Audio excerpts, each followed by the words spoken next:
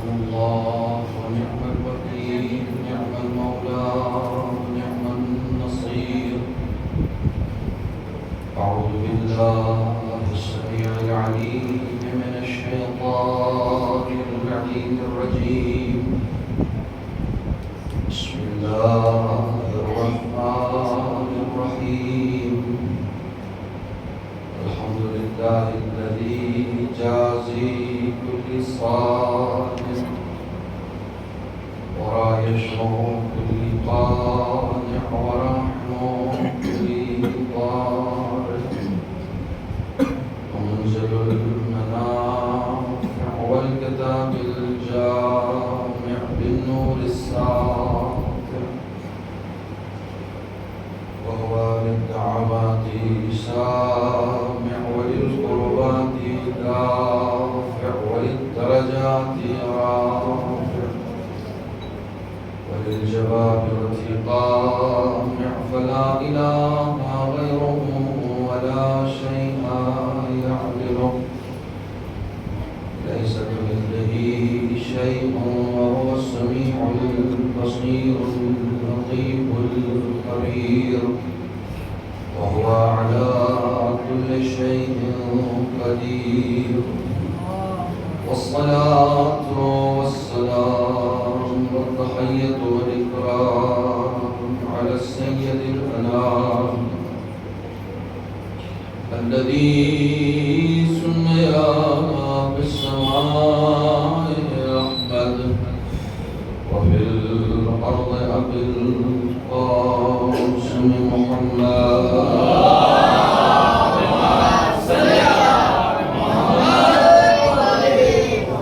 وعلى أهل بيته الطيبين الطاهرين المعصومين المظلومين الذين أذهب الله عنهم الرجس وطهرهم تطهيرا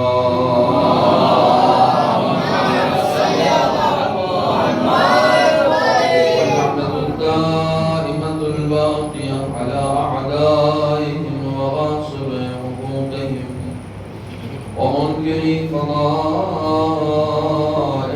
أجمعين أما بعد وقد قال الله الحكيم في القرآن الكريم بسم الله الرحمن الرحيم يا أيها الذين آمنوا اذكروا الله ذكرا كثيرا صدق الله العلي العظيم اللهم صل على محمد وآل محمد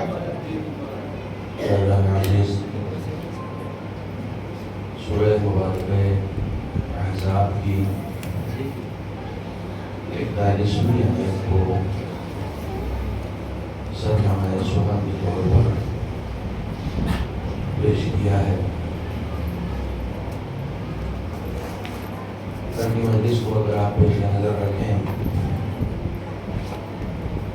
تو وہ آنے والی 4 مجلسوں کے لیے ایک چھوٹا سا مقدمہ تھا تاکہ آج میں اس مجلس کا موضوع بھی بیان کر سکوں اور اس آیت واقعی ہدایت کا ترجمہ بھی آپ کے سامنے پیش کر سکیں. سورہ احزاب قرآن مجید کا مشہور معروف سورہ ہے. اہل بیت علیہ السلام کے متعلق متعدد آیات کا تذکرہ اس سورہ میں ہے، لیکن جس آیت کو میں نے نظر شمع کے طور پر پیش کیا ہے اس میں خدا ارشاد فرماتا ہے کہ اے صاحبان ایمان اللہ کا ذکر کرو اور یہ ذکر کثیر ہونا چاہیے، یعنی زیادہ سے زیادہ اللہ کا ذکر کرو. ظاہر ہے موضوع مجلس کا ذکر ہے، یہ خود موضوع اپنے آپ میں بہت وسیع ہے، لیکن اسی آیت کے پیش نظر میری کوشش یہ ہوگی کہ ہر وہ ذکر جو خدا کے ذکر سے ریلیٹ کرتا ہے، ہر وہ ذکر جو خدا کے ذکر سے تک انسان کو پہنچاتا ہے، اس ذکر کا تذکرہ ہمیں اس مجلس میں اور آنے والی مجلسوں میں کرنا۔ عام طور پر اس سے مشتق جتنے بھی الفاظ ہیں اس سے آپ بخوبی واقف ہو۔ مشتق سے مراد اس کے روٹ ورڈ سے جتنے بھی الفاظ آپ ذکر، تذکرہ، ذاکر، مذکور، یہ سب اسی روٹ ورڈ سے۔ ذکر کے معنی کیا ہوتے ہیں؟ عام طور پر ہمارے یہاں جو لفظ بولا جاتا ہے کہ ذکر فضائل و ذکر مسائل، مثلا یہ ہمارے یہاں بولا ہے۔ ذکر اور تذکرہ ایک ہی معنی میں آتا ہے۔ جب ہم کسی بات کا ذکر کرتے ہیں، کسی بات کا تذکرہ کرتے ہیں، اس کو ذکر کہا جاتا ہے۔ میں فلاں جگہ بیٹھا ہوا تھا، وہاں آپ کا ذکر آیا، یعنی آپ کی بات آئی۔ اہل لغت نے ذکر کے جو معنی بیان کیے ہیں وہ کس طریقے سے ہیں کہ ذکر یعنی یاد کرنا اور یاد رکھنا۔ اب چاہے جس کو بھی آپ یاد رکھنا چاہتے ہیں، جس کو بھی آپ یاد کرنا چاہتے ہیں، اس کو ذکر کہتے ہیں۔ آپ کا تذکرہ آیا، آپ کا ذکر آیا، آپ کی بات آئی، اس کو ذکر کہا جاتا ہے۔ خداوند عالم مومنین سے ہی مطالبہ کر رہا ہے کہ تم جہاں بھی بیٹھو وہ میرا ذکر کرو۔ ہر لمحہ، کوئی لمحہ ایسا نہیں ہونا چاہیے جو میرے ذکر سے خالی ہو۔ اس ذکر میں خوبی یہ ہے کہ عام طور پر ہوتا یہ ہے کہ ہم کبھی کبھی کسی کو یاد کرتے ہیں، جیسے آپ کبھی اپنے دوست کو فون کر رہے ہیں، کسی جاننے والے کو فون کر رہے ہیں، تو آپ فون کر کے کہتے ہیں، خیریت پوچھتے ہیں، تو وہ ادھر سے کہتا ہے کہ ہاں بھائی آج میری یاد کیسے آ گئی؟ تو آپ ادھر سے بتاتے ہیں کہ بھائی آج آپ کو یوں ہی نہیں یاد کیا ہے، اصل میں ایک کام تھا، ایک مشکل پیش آ گئی تھی، ایک ذرا پریشانی تھی، اس لیے آپ کی یاد آئی۔ تو وہ ناراض ہو جاتا ہے، کہتا ہے یہ کون سی بات ہوئی کہ جب پریشانی آتی ہے تبھی مجھے یاد کرتے ہو؟ یہ کون سی بات ہوئی کہ جب کسی مصیبت میں ہوتے ہو تبھی یاد کرتے ہو؟ بھائی دوستی کا حق یہ تھوڑی ہے کہ صرف مصیبت میں یاد کیا جائے۔ دوستی کا حق یہ تھوڑی ہے کہ صرف غم کے وقت یاد کیا جائے، پریشانیوں میں یاد کیا جائے۔ دوستی کا حق یہ نہیں ہے کہ یاد کیا جائے، دوستی کا حق یہ ہے کہ یاد رکھا جائے۔ دونوں میں بہت فرق ہے۔ ایک مرتبہ ہم یاد کرتے ہیں اور ایک مرتبہ ہم یاد رکھتے ہیں۔ جس طریقے سے ہمارا اپنا دوست ہم سے اس بات پر شاکی ہو جاتا ہے، شکایت کرنے لگتا ہے کہ تم یاد کرتے ہو، یاد رکھتے نہیں ہو، تو کہیں ایسا نہ ہو کہ ہمارا خدا بھی ہم سے کبھی کبھی پلٹ کے کہے کہ جب مصیبت پڑتی ہے تبھی تم کو خدا یاد آتا ہے۔ ہم یاد کرنے کے علاوہ یاد رکھنے والے ذات۔ رسول خدا صلی اللہ علیہ وسلم سے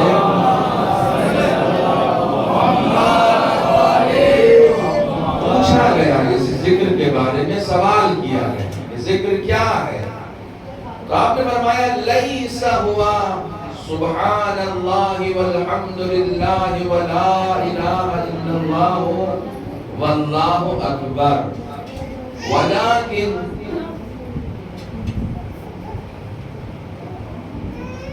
ذکر اللہ عندما یحرم علیہ۔ بہت توجہ رکھیے گا، رسول کی حدیث سنا۔ جب آپ سے پوچھا گیا خدا کو یاد کرنے کا مطلب کیا ہے، تو آپ نے فرمایا تسبیح پڑھنا خدا کو یاد کرنا نہیں ہے، تسبیح پڑھنا ہی خدا کا ذکر نہیں ہے۔ اور پوری تسبیحات اربع تو آپ نے پڑھا، کہ سبحان اللہ والحمدللہ ولا الہ الا اللہ واللہ اکبر کہنا ہی ذکر نہیں ہے، بلکہ خدا کا توجہ فرمائیے گا، بلکہ خدا کا ذکر یہ ہے کہ جب کبھی تم ایسے ماحول میں پڑ جاؤ کہ جہاں تم رہو اور سامنے گناہ ہو، تو اس وقت تمہیں خدا یاد آ جائے اور تم اس گناہ کو ترک کر دو، اسے خدا کو یاد آ جائے۔ تم ایک ایسے موقع پر پھنس گئے کہ جہاں پر گناہ ہو رہا، تو اب یا تو تم گناہ کرو یا خدا کو یاد کر کے اس گناہ کو چھوڑ دو۔ تو رسول فرماتے ہیں جو شخص خدا کو یاد کر کے گناہ چھوڑ دیتا ہے وہ ذاکر ہے۔ اس لفظ کو سنا؟ جو شخص خدا کو یاد کر کے گناہ کو چھوڑ دیتا ہے وہ کیا ہے؟ ذاکر ہے۔ ہم سمجھ رہے تھے ذاکر اس کو کہتے ہیں جو منبر پہ بیٹھ کے ذکر کرے، رسول نے بتایا ذاکر ہر اس شخص کو کہتے ہیں جو ہر لمحہ خدا کو یاد رکھے، اسے ذاکر کہا جاتا ہے۔ جو خدا کو یاد رکھتا ہے، کسی بھی حال میں خدا کو بھولتا نہیں ہے۔ صرف زبان سے خدا کا ذکر کرنا کمال نہیں ہے، بلکہ اپنے تمام اعضاء و جوارح کے ذریعے سے خدا بند عالم کو یاد رکھنا یہ خدا کا ذکر ہے۔ مولانا بھی تشریف لے آئے ہیں، آپ لوگ بھی صلوات پڑھ کے تھوڑا تھوڑا آگے آ جائیں۔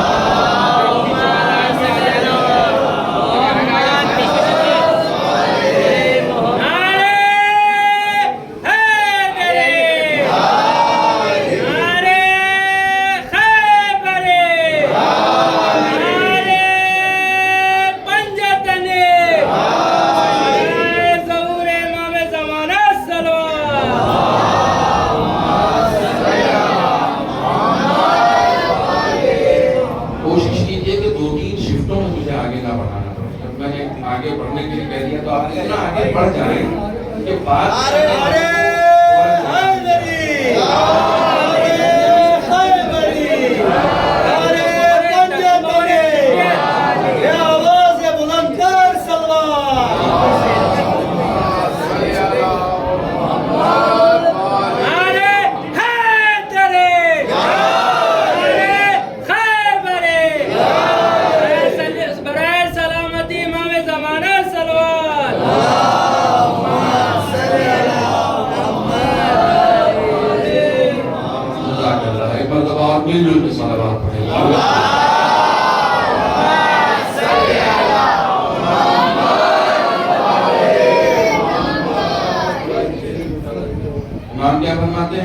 جس وقت تمہارا سامنا گناہ اس سے ہوا اس وقت تمہیں خدا یاد رہا، تو اس کا مطلب تم نے خدا کو یاد رکھا اور تم ذاکر ہو، خدا کو تم نے یاد رکھا۔ ذاکر کا کتنا ثواب ہے؟ ذاکر کے ثواب کا کوئی احسا کر سکتا ہے؟ ذاکر کا مطلب زبان سے صرف ذکر کرنا نہیں ہے، ذاکر اسے کہتے ہیں جو یاد رکھتا ہے، خدا عالم کو یاد رکھے، اہل بیت کو یاد رکھے۔ ذاکر صرف وہ نہیں ہے جو منبر پہ بیٹھا، ہر وہ شخص جو زندگی کے تمام حالات میں امام حسین کو یاد رکھے ہوا ہے وہ ذاکر ہے۔ یاد رکھنا، اپنے ذہن میں رکھنا کہ میں آنکھوں سے گناہ کر رہا ہوں، اگر میری آنکھ کی روشنی چلی جائے، میں نابینا ہو جاؤں، تو میں دوسری آنکھ بنا سکتا ہوں؟ میں نہیں بنا سکتا ہوں۔ اس میں روشنی کس نے دی ہے؟ اس میں نور کس نے دیا ہے؟ اس میں دیکھنے کی طاقت کس نے دی ہے؟ خدا نے۔ کمال ہے جس نے دیکھنے کی طاقت دی ہے اسی کے خلاف جا کر میں گناہ کر رہا ہوں۔ خدا کو یاد رکھنا، خدا کو یاد رکھنا پالنے والے، اس میں بصیرت تو نے عطا کی ہے، دیکھنے کی قوت، دیکھنے کی صلاحیت تو نے عطا کی ہے، تو میں ان آنکھوں سے کیسے گناہ کر سکتا ہوں؟ میں ان ہاتھوں سے کیسے گناہ کر سکتا ہوں کہ جو ہاتھ میری اپنی طاقت کی بنیاد پر نہیں اٹھتے ہیں، تیرے کرم کی بنیاد پر اٹھتے ہیں۔ اگر تیرا کرم ہٹ جائے اور خدا نخواستہ میرے اوپر فالج آ جائے تو میں تو اپنا ہاتھ اٹھانے کا قابل بھی نہیں رہوں گا. میں تو اٹھا اس لیے رہا ہوں کیونکہ تو چاہتا ہے. وہ چاہے تب میں ہاتھ اٹھاؤں اور میں جب ہاتھ اٹھانا چاہوں تو اس کے گناہ کے لیے اٹھاؤں. یہ کیسے ممکن ہے؟ کہاں دیکھ رہے تھے؟ میں جہاں دیکھ رہا تھا وہ دیکھنے کا میرا دل کر رہا تھا. کیا سن رہے تھے؟ جو سن رہا تھا اس کو سننے کا میرا دل چاہ رہا تھا. توجہ فرمائیے گا. جہاں جا رہا تھا میرا جانے کا جی چاہ رہا تھا, میرا دیکھنے کا جی چاہ رہا تھا, میرا بولنے کا جی چاہ رہا تھا. کمال ہے, تم اپنے جی سے کام کرتے ہو, تم اپنے دل سے کام کرتے ہو. اس دل میں دھڑکنے کی طاقت تم خود سے پیدا کر سکتے ہو. جو دل دھڑکتا اس کے اذن سے ہے, جو دل دھڑکتا اس کے حکم سے ہے, تم اس دل میں اس کے علاوہ کسی اور کو کیسے سوچ سکتے ہو؟ تم ان آنکھوں سے کہ جس میں دیکھنے کی صلاحیت و قوت اس نے عطا کی ہے, تم اس آنکھوں سے اس کی مرضی کے علاوہ اپنے جی کو بہلانے کے لیے کیسے گناہ کر سکتے ہو؟ توجہ فرمائیے. عام طور سے ہمارے ہاں چاہے خواتین ہوں یا حضرات ہوں, سب یہ چاہتے ہیں کہ کسی نہ کسی کو کوئی نہ کوئی ایسا ذکر بتا دیا جائے کہ ان کی زندگی کی تمام مشکلات حل ہو جائیں. ہر ایک کو یہی چاہیے. مولانا کوئی ذکر بتا دیجیے, کوئی دعا بتا دیجیے, کوئی سورہ بتا دیجیے. بچہ نہیں ہو رہا ہے, رزق میں برکت نہیں آ رہی ہے, زندگی سے الجھنیں ختم نہیں ہو رہی ہیں, پریشانیاں نہیں ختم ہو رہی ہیں. کئی مرتبہ ہماری زندگی کی پریشانیاں ہمارے اپنے عمل کی وجہ سے ہوتی ہیں. ہم چاہتے ہیں دعا سے دور ہو جائے. کچھ پریشانیاں کردار سے دور ہوتی ہیں, دعا سے دور نہیں ہوتی ہیں. ہم اپنا کردار اچھا کر رہے ہیں, اپنے آپ دور ہو جائیں گے, اپنے آپ دور ہو جائیں گے. بہت سارے مسائل ایسے ہیں کہ ذرا سا ہمارے جھکنے سے ٹھیک ہو سکتے ہیں, ذرا سا ہمارے جھکنے سے ٹھیک ہو سکتے ہیں. ہم چاہتے ہیں دعا سے ٹھیک کر دیں, نہیں ہوں گے, نہیں ہوں گے. اس لیے کہ دعا کا مطلب یہ ہے کہ آپ صرف زبان چلانا جان رہے ہیں, اور خدا عالم آپ سے کردار کا مطالبہ کر رہا ہے. خدا عالم آپ سے عمل کا مطالبہ کر رہا ہے. جو چیز عمل کے ذریعے سے ٹھیک ہو سکتی ہے آپ اس کو زبان سے ٹھیک کرنا چاہتے ہیں. توجہ فرمائیے. جب انسان گھر میں بیٹھ کے صرف رزق کی دعا پڑھے گا تو اس کے رزق میں برکت ہوگی. جب انسان گھر میں بیٹھ کے سورہ واقعہ پڑھے گا تو کیا اس کے رزق میں اضافہ ہوگا؟ نہیں. اس کے لیے گھر سے نکلنا پڑے گا, کام کرنا پڑے گا, محنت کرنی پڑے گی, عمل کرنا پڑے گا. عمل سے زندگی بنتی ہے, جنت بھی جہنم بھی. جب تک عمل ہماری زندگی میں نہیں, وہ نہیں ہو سکتا. تو ہم سے مطالبہ کیا ہے, موضوع ہے ذکر خدا, خدا کو یاد کرنا. خدا کو یاد کرنے کا مطلب کیا ہے؟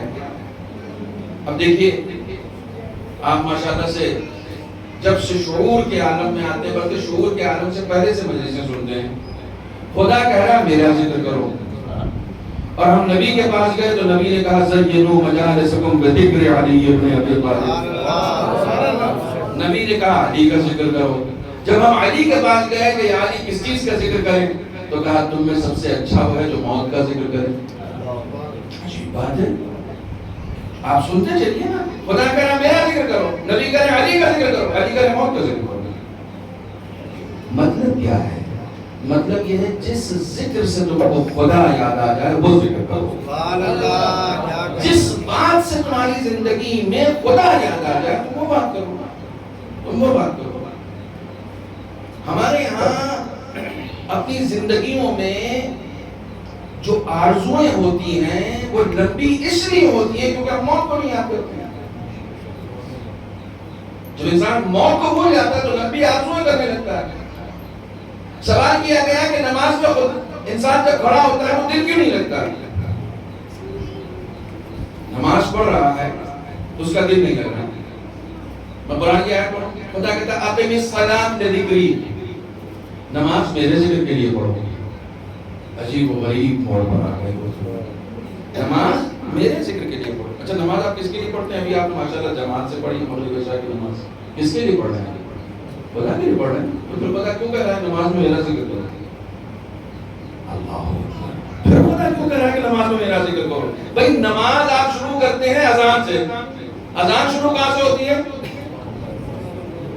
اذان شروع ہی ہوتی ہے لفظ اللہ سے. اللہ اکبر کمال ہے. پوری اذان سن لیجیے، اللہ سے شروع ہو رہی ہے، اللہ پہ ختم ہو رہی ہے. اللہ اکبر سے شروع ہوتی ہے، کس پہ ختم ہوتی ہے؟ لا الہ الا اللہ. اذان کا حسن بھی یہی ہے کہ خدا سے شروع ہو اور خدا پہ ختم ہو.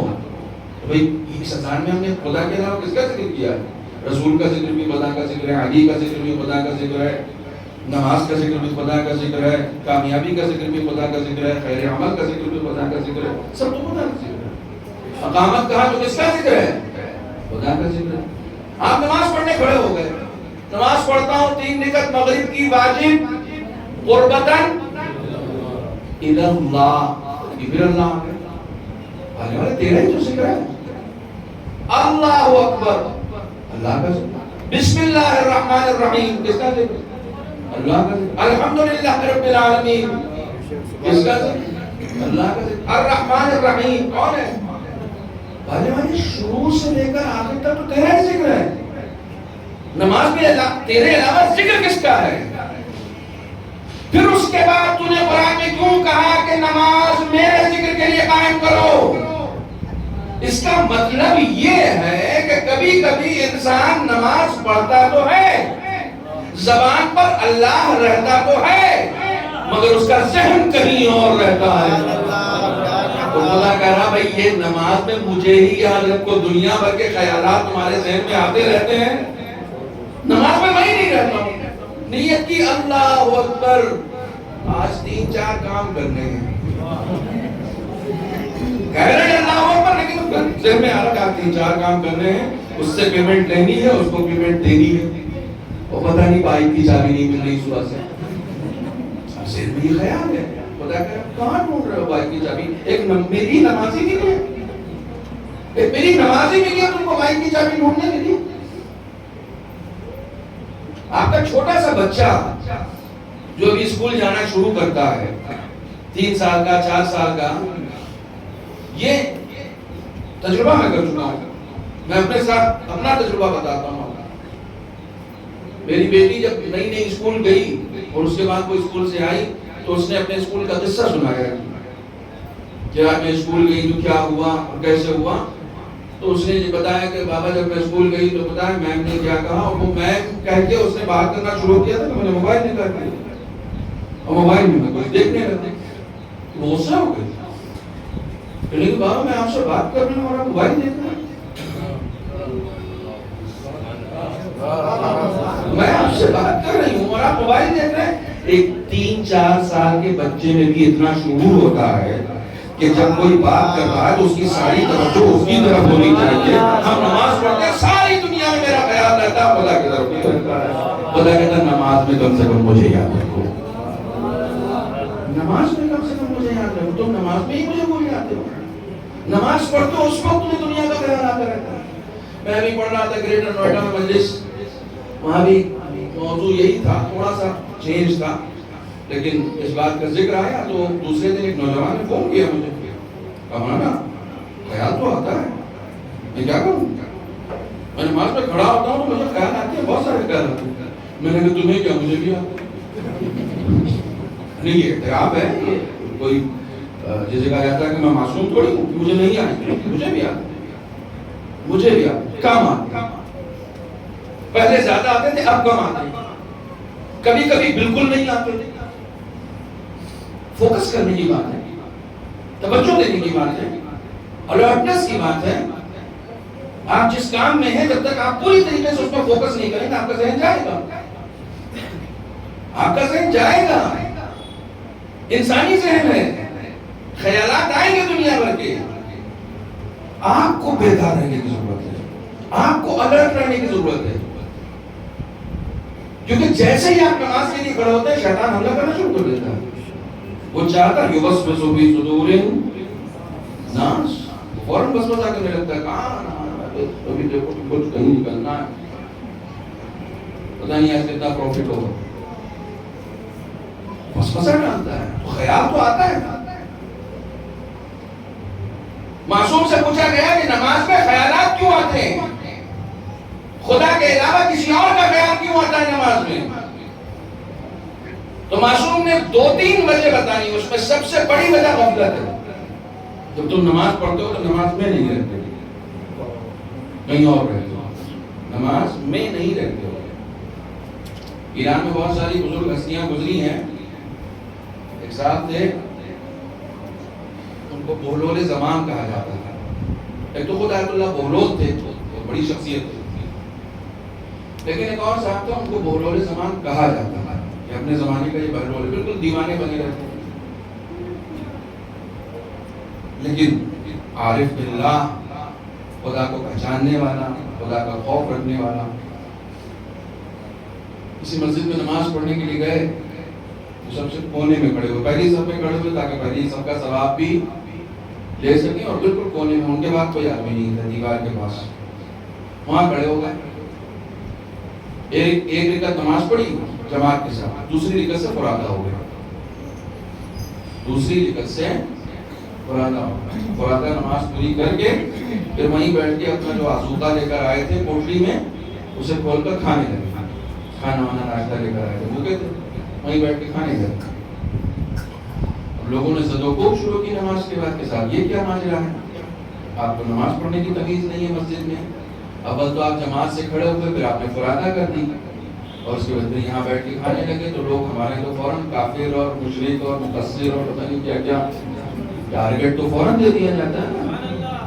ہمارے یہاں کا رواج ہے، جو چیز میری سمجھ میں نہیں آئی وہ غلط ہے، جیسے آپ کی سمجھ سب سے زیادہ بڑی ہے، آپ کی سمجھ میں نہیں آئی تو غلط ہے۔ اگر کوئی چیز نہیں سمجھ میں آئی تو اس کو سمجھنے کی کوشش کیجیے، جو چیز میری سمجھ میں نہیں آ رہی ہے ضروری نہیں کہ وہ بھی غلط ہو، میری سمجھ اگر فکر اہل بیت سے مل رہی ہے تو صحیح ہے، ورنہ غلط ہے، ورنہ غلط ہے۔ لوگوں نے زد و کوب کرنا شروع کیا، جو کچھ بھی تھا، انہوں نے کہا یہ دیکھو میرا معاملہ تمہارے ساتھ ہے نہیں، میرا معاملہ امام جماعت کے ساتھ۔ کہا کیا امام جماعت کے ساتھ معاملہ ہے؟ میں جس کے ساتھ معاملہ اس سے بتاؤں گا، تم سے تھوڑی بتاؤں گا۔ سمجھے آپ مومن جس کا معاملہ ہوتا ہے اسی سے بات کرتا ہے، دوسروں سے بات نہیں کرتا۔ میرا مسئلہ آپ کے ساتھ ہے تو میں آپ سے بات کروں گا، میں دنیا بھر کے ڈھڈورا نہیں پیٹوں گا۔ آپ سے مسئلہ ہے، آپ سے بات کروں گا، آپ کا مسئلہ اور میں دوسروں سے ڈسکس کروں، یہ مومن کی علامت نہیں ہے۔ رسول خدا نے مومن کو آئینہ کہا ہے، المؤمن مرآۃ المؤمن، مومن کا کیا ہوتا ہے؟ آئینہ ہوتا ہے، مومن کو آئینہ بتایا گیا۔ آئینے کی صفت جانتے ہیں؟ آئینے کی صفت یہ ہوتی ہے کہ جب کوئی آئینے کے سامنے کھڑا ہوتا ہے نا تو آئینہ صرف اسی سے بات کرتا ہے، کسی اور سے بات نہیں کرتا۔ جب میں آئینے کے سامنے کھڑا رہوں گا تو آئینہ کس کے بارے میں بتائے گا؟ میں آئینے کے سامنے جاؤں تو وہ کہے گا پتا ہے آج حضرت صاحب نے کیا کیا، وہ یہ بتائے گا؟ نہیں، میں آئینے کے سامنے رہوں گا تو آئینہ مجھ سے میری بات کرے گا۔ آئینے کی صفت ہی ہوتی ہے، رسول نے مومن کو آئینہ کہا ہے کہ جب تم مومن کے سامنے بھی کھڑے ہوگے تو مومن تمہارے ہی بارے میں تم سے بات کرے گا، دوسرے کے بارے میں بات نہیں کرے گا، اور دوسرے کے بارے میں جو بات کرے گا وہ مومن ہی نہیں ہے، وہ مومن ہی نہیں ہے۔ میں نے ابھی مثال دی نا کہ جب گناہ کا موقع آئے تو اس وقت خدا کو یاد رکھو، یہ وہ ایمان کی علامت ہے۔ تم 3 لوگ بیٹھے ہوئے ہو اور ان تینوں میں سے کسی چوتھے کی بھی بات آ گئی، اب بات تینوں لوگ کرنے لگے، ایک ایسے شخص کی جو وہاں موجود نہیں ہے، ایک تیسرا شخص جو تھا وہ ایماندار تھا، اس نے فوراً کہا کہ آپ لوگ غیبت کر رہے ہیں اور غیبت حرام ہے۔ آپ کو پتا ہے یہ شخص فرش پہ بیٹھ کے بھی ذاکر تھا، جس نے ان 2 لوگوں کو متوجہ کیا کہ آپ غیبت کر رہے ہیں اور غیبت کیا ہے؟ حرام ہے۔ یا تو یہ برائی اس کے اندر پائی جاتی ہے تو غیبت ہے، نہیں پائی جاتی ہے تو تہمت ہے، دونوں گناہ ہے۔ یہ کہہ کہ وہ وہاں سے اٹھ گیا۔ اب یہ 2 لوگ تھوڑی دیر کے لیے متوجہ تو ہوں گے نا کہ ہم گناہ کر رہے ہیں، ایک تیسرے شخص نے خدا یاد دلا دیا۔ مومن ہوتا ہی وہی ہے جو کبھی کسی کی غیبت میں اس کی برائی نہ کرے۔ کسی غیبت سے غیبت نکلا ہے پیچھے، تو اس نے کہا بھئی میرا معاملہ جو ہے وہ امام جماعت کے ساتھ ہے، آپ کے ساتھ نہیں ہے۔ تو امام جماعت آ گئے، ہٹو بچو، اسے اٹھایا، کہنے کہ کیا معاملہ ہے؟ کل لوگوں کے سامنے تھوڑی بتاؤں گا، چلیے کمرے میں۔ وہ کمرے میں آئے، کمرے میں آ کے انہوں نے کہا کہ قبلہ میں نے نماز تو جماعت کے ساتھ ہی پڑھی تھی، نیت تو جماعت ہی کی تھی، مگر ابھی آپ 3-4 دن پہلے بازار سے خچر لے کر آئے تھے۔ کہنے کہ ہاں۔ کہا وہ بیمار پڑ گیا؟ کہنے کہ ہاں۔ کہا آپ کے ذہن میں 2 دن سے یہ چل رہا تھا کہ اس کو بیچ کے ایک نیا اچھا ہٹا کٹا سا خچر لے لیں گے؟ کہنے کہ ہاں۔ کہا لیکن دوسری رکعت میں آپ اس کو لے کے بازار میں نکل گئے تھے۔ دوسری رکعت شروع ہوئی، آپ اسے لے کے بازار میں نکل گئے اور ڈھونڈنے لگے کون سا اچھا ہے، کس مارکیٹ میں اچھا ملے گا۔ تو جیسے کہ آپ بازار نکلے نماز سے، تو میں بھی نماز سے نکل آیا۔ آپ جب نماز سے نکلے تو میں بھی نماز سے نکل آیا، کیونکہ آپ جب تک خدا کے یہاں لے جا رہے تھے میں آپ کے پیچھے پیچھے جا رہا تھا، جب آپ بازار چلے گئے تو میں آپ کا ساتھ چھوڑ کے الگ ہٹ گیا۔ جو لوگ عارف باللہ ہیں وہ دیوار کو اس پار بھی ویسے ہی دیکھ لیتے ہیں جیسے اس پار دیکھتے ہیں۔ سبحان اللہ، سبحان اللہ۔ انہیں نظر آتا، ہم لوگوں کے اندر اتنا عرفان نہیں ہے، اتنا ادراک نہیں ہے، اور ہم لوگوں کے لیے ضروری بھی نہیں ہے، ہم لوگوں کے لیے ہم پڑھیں، کم سے کم اپنی توجہ کو رکھیں، اپنی توجہ رکھیں۔ نماز پڑھنا ہے تو اس کو خدا کے علاوہ کوئی اور ذکر آنا ہی نہیں چاہیے۔ ذکر کا مطلب کوئی یاد ہی نہ آئے۔ تو امام نے فرمایا پہلی چیز جو ہے وہ غفلت ہے، کہ جب انسان غافل ہوتا ہے تو اس کو سارے خیالات آ جاتے ہیں سوائے خدا کے۔ نماز ہے، نماز ہے۔ آپ دیکھیے واقعی یہ کتنی عجیب بات ہے کہ خدا کو قرآن میں یہ کہنا پڑ رہا ہے کہ بھیا نماز میں تو مجھے یاد رکھو، حالانکہ اس نے کہا یہ کہ ہر وقت مجھے یاد رکھے۔ کوئی ایسا پہلو نہیں ہونا چاہیے کہ جب تم مجھے بھول جاؤ، تم سمجھ رہے ہو تم خدا کو بھول کے بڑا کمال کر رہے ہو۔ پھر پڑھو قرآن مجید کی آیت، وَلَا تَكُونُوا كَالَّذِينَ نَسُوا اللَّهَ، ان لوگوں کی طرح مت ہو جاؤ جو اللہ کو بھول گئے۔ وَلَا تَكُونُوا كَالَّذِينَ نَسُوا اللَّهَ فَأَنسَاهُمْ أَنفُسَهُمْ، ان لوگوں کی طرح نہ ہو جانا جو خدا کو بھول گئے۔ جو لوگ خدا کو بھول گئے ہیں وہ سمجھ رہے ہیں کہ ہم خدا کو بھولے ہیں، جبکہ وہ اپنے آپ کو بھول گئے ہیں۔ وہ خدا کو نہیں بھولے ہیں، وہ اپنے آپ کو بھول گئے ہیں۔ آپ ڈھونڈتے ہیں نا فاسق کون ہے؟ آپ کو پتہ بتاؤں کون فاسق ہے؟ وَلَا تَكُونُوا كَالَّذِينَ نَسُوا اللَّهَ فَأَنسَاهُمْ أَنفُسَهُمْ، ان لوگوں کی طرح مت ہو جانا جو اللہ کو بھول گئے ہیں۔ یہ لوگ اللہ کو نہیں اپنے ہی نفسوں کو بھولے ہیں۔ اولئک هم الفاسقون، یہی لوگ فاسق ہیں، یہی لوگ فاسق ہیں جو خدا کو بھول گئے۔ نماز تک ان کو خدا نہیں یاد ہے، نماز میں بھی ان کے ذہن میں کاروبار ہے، نماز میں بھی فیملی ہے، نماز میں بھی گھر ہے، نماز میں بھی اے سی میں ٹھیک کولنگ نہیں ہو رہی ہے، یہ نماز میں ہے۔ آج گیس ڈلوانی ہے فریج میں، یہ نماز میں ہے۔ نماز میں خدا نہیں ہے، اور چاہ رہے زندگی میں سکون ہو۔ چاہتے کیا ہے؟ زندگی میں سکون ہو۔ کتنے سکون سے آپ سن رہے ہیں؟ چاہتے یہ ہیں کہ زندگی میں سکون ہے، ان کو ہو جائے، ان کو یہ لگتا ہے اے سی کی گیس ڈلوا کے سکون ملے گا۔ اور خدا قرآن میں کہہ رہا الا بذکر اللہ تطمئن القلوب، آگاہ ہو جاؤ کہ مجھے یاد رکھنے سے سکون ملے گا۔ وہاں جو کام تم بھول گیا اس سے سکون نہیں ملے گا۔ مجھے یاد رکھو، مجھے یاد رکھو، جب مجھے یاد رکھو گا تو سکون مل جائے گا۔ مجھے بھول جاؤ گے تو بے سکون ہو جاؤ گے، مجھے بھول جاؤ گے تو بے سکون ہو جاؤ گے۔ ساری دنیا کی بڑی بڑی طاقتیں مل کر خمینی کا سکون کیوں نہیں چھین سکی؟ خمینی ہتھیاروں میں سکون نہیں ڈھونڈ رہا تھا، ذکر خدا میں سکون ڈھونڈ رہا تھا۔ جس نے ذکر خدا میں سکون ڈھونڈا، اس کے سکون کو دیکھ کر دنیا کی ساری طاقتیں بے سکون ہو گئی، اس کے سکون کو دیکھ کر۔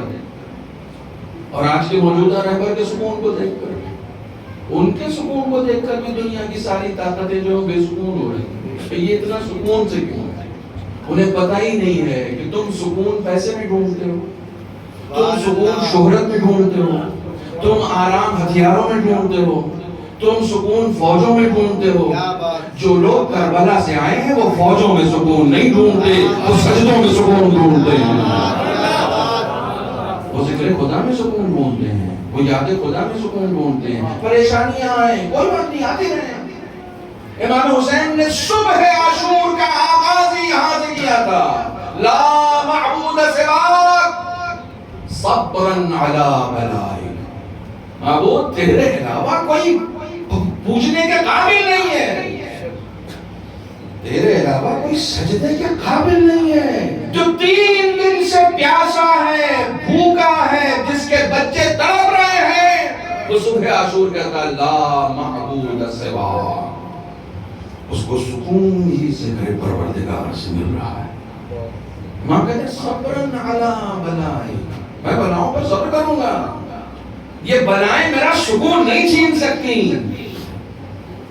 جسے یاد خدا سے سکون ملتا ہے، سنو، بہت سنا ہے تم نے مجھے، جسے یاد خدا سے سکون ملتا ہے وہ تہے تیغ بھی ہوتا ہے تو مسکرا رہا ہوتا ہے، وہ تہے تیغ بھی مسکرا، اسے معلوم ہے سکون ہے کس چیز میں۔ والد مرحوم کا شعر سنا ہو، یہ شعر بھی غزل کا ہے، کہتے ہیں رونے والے رو رہے تھے زیر خنجر دیکھ کر، رونے والے رو رہے تھے زیر خنجر دیکھ کر، دینے والا دے کے اپنا امتحان ہنستا رہا، دینے والا دے کے اپنا امتحان ہنستا رہا۔ چند تنکوں کو جلا کر، اشارہ ہے خیموں کی طرف، چند تنکوں کو جلا کر بجلیاں ہنستی رہیں، ان کی نادانی پہ میرا آشیاں ہنستا رہا، ان کی نادانی پہ میرا آشیاں ہنستا رہا۔ جنہوں نے ظلم ڈھایا وہ بے سکون ہو گئے، وہ سید سجاد کا سکون نہیں چھین سکے، وہ اہل بیت کا سکون نہیں چھین سکے۔ زینب دربارے ابن زیاد میں گئی ہیں تو وہ یہ دکھانا چاہتا ہے کہ تم بے سکون ہو گئی ہو، دیکھا تمہارے ساتھ خدا نے کیسا کیا، تو زینب مسکرا کے کہتی ہیں ماں رأیت الا جمیلا، ہم نے حسن کے علاوہ کچھ دیکھا ہی نہیں ہے، سکون تیرا چھنا ہے میرا نہیں چھنا ہے۔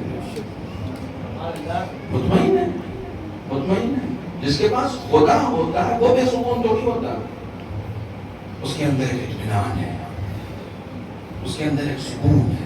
انشاءاللہ آگے اس کے معروضات اور آپ کی خدمت میں سناؤں۔ غفلت کو دور کرو، جتنی غفلت دور ہوگی اتنا کنسنٹریٹ نماز میں ہوگا۔ میں 2-3 مثالیں دوں آپ کے درمیان۔ جب آپ مسجد میں نماز پڑھنے جاتے ہیں، بالکل پریکٹیکل بات کر رہا ہوں، خطابت چھوڑیے، خطابت سننے کے لیے ماشاءاللہ سے آپ کے پاس بلاتے رہتے ہیں، آپ سنتے رہتے ہیں، مجھ سے کچھ حدیثیں، کچھ کام کی باتیں جو میں لے کر آیا ہوں اس کو سنیں، بالکل پریکٹیکل باتیں۔ جب آپ مسجد میں جاتے ہیں نماز پڑھنے تو موبائل سوئچ آف کرتے ہیں نا، سائلنٹ کرتے ہیں نا، کیوں کرتے ہیں؟ کیونکہ دیوار پہ لکھا ہوتا ہے please silent your mobile, please switch off your mobile, کرپیا اپنا موبائل آف کریں۔ تو آپ جیسے ہی اسے دیکھتے ہیں کہ بھائی مسجد ہے، لوگوں کی نماز کا ڈسٹرب ہوگا، اگر میرا موبائل بیچ میں بج گیا تو ہر آدمی مجھے دیکھنے لگے گا، تو اس لیے میں موبائل آف کر دوں۔ میری لفظوں پر توجہ کیا آپ نے؟ اگر میرا موبائل بج گیا تو ہر آدمی مجھے دیکھنے لگے گا، اس لیے میں موبائل کیا کرتا ہوں؟ سائلنٹ کر دیتا ہوں۔ جب میں گھر پہ نماز پڑھتا ہوں تو میں موبائل سائلنٹ نہیں کرتا ہوں۔ اس کا مطلب اگر خدا کے لیے ہوتا تو جیسے مسجد میں سائلنٹ ہو رہا تھا ویسے ہی گھر میں بھی ہو رہا تھا۔ ہے نہیں پریکٹیکل بات نہیں؟ اگر میں خدا کے لیے، جب میں ابا خدا سے بات کرنے جا رہا ہوں، ابا خدا کے سامنے کھڑے ہونے جا رہا ہوں، ابا اس کو یاد کرنے جا رہا ہوں، تو یہ جتنے آلات دنیا کے تعلق بنانے والے ہیں ان کو پہلے روکو نا، خدا کے سامنے جا رہا ہوں۔ اس کا گلا کیوں نہیں گھونٹتے؟ اس کو سائلنٹ کیوں نہیں کرتے؟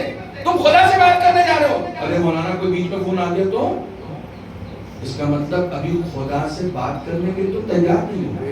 سبحان اللہ، کیا کہنا۔ تم کو یہ لگ رہا کہ یہ فون مس ہو گیا تو میرا کام بگڑ جائے گا، خدا کے سامنے جانے کے بعد بھی ابھی بھی اعتقاد نہیں ہے کہ وہاں تعلقات بن گئے تو ساری بگڑی بن جائے گی۔ تم کو لگتا ہے کہ فون نہیں اٹھایا تو معاملات بگڑ جائیں گے، ابھی تم خدا کے لیے بات کرنے کے لیے ایلیجبل نہیں ہو، تیار نہیں ہو۔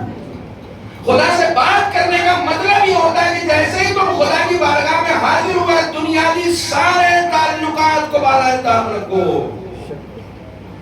ہمارے یہاں بزرگ جو ہیں وہ پرانے زمانے میں جو لوگ گھروں میں مجلس اپنے نماز پڑھتے تھے، اگر مسجد نہیں جاتے تھے تو گھر میں وہ ایک خاص حجرہ رکھتے تھے نماز کے لیے، ایک خاص کمرہ رکھتے تھے تاکہ جب وہاں میں نماز پڑھنے جاؤں تو گھر کے بچے، بیویاں اور دوسرے لوگ ڈسٹرب نہ کریں، میں خدا سے ملنے جا رہا ہوں۔ اور حکم بھی ہے کہ جب گھر میں پڑھو تو ایک جگہ مخصوص کر دو، ایک جگہ مخصوص کر دو۔ اب یہ روایت سنا رہا ہوں آپ کو، معصوم کا فرمان سنا رہا ہوں۔ مسجد میں پڑھ رہے ہو اچھی بات ہے، لیکن اگر مسجد میں نہیں جا پاتے، کبھی کبھی گھر میں، حرام بھی گھر میں پڑھتا ہے، مستحب نماز تو کم سے کم پڑھتے ہیں نا، گھر میں پڑھ رہے ہو تو ایک جگہ مخصوص کر لو۔ اور روایتیں یہ ہیں کہ جب جاں کنی کا عالم ہو، حالت احتضار میں ہو، موت کا وقت آ گیا تو معصوم کہتے ہیں وہاں جا کے لٹا دو جہاں یہ نماز پڑھتا تھا، اسے سکون مل جائے، اسے آرام مل جائے، اس کی روح آرام سے قبض کی جائے گی۔ کیوں؟ یہ وہاں لیٹا ہوا ہے جہاں سے خدا سے بات کرتا ہے، جہاں اس نے اپنے ارتباط کو، اپنے رابطے کو خدا کے ساتھ مضبوط کیا تھا۔ یاد کرو، اور اگر میں نے شروعات ہی اس لیے کی ہے کہ میں اپنے زندہ امام سے کتنے رابطے میں، میں اپنے زندہ امام سے کتنا رابطہ کرتا ہوں، دن میں کتنا وقت دیتا ہوں ان کو۔ ہماری مشکل یہ ہے کہ خدا نے 5 مرتبہ تو واجب کیا میرے اوپر کہ آؤ، ابھی تو آؤ، تم دن بھر مجھے یاد نہیں کرتے۔ 5 مرتبہ تو میں نے واجب کر دیا کہ آنا پڑے گا۔ سرکشی کرو کوئی بات نہیں، کر سکتے ہو، تم آزاد ہو، تم آزاد ہو۔ سرکشی کرنا چاہتے ہو، نہیں پڑھنا چاہتے ہو، اب مولانا صبح تو آنکھ نہیں کھلتی نا، صبح کی تو ہم قضا پڑھتے ہیں، تم کو لگتا ہے قضا لے لی جاتی ہے۔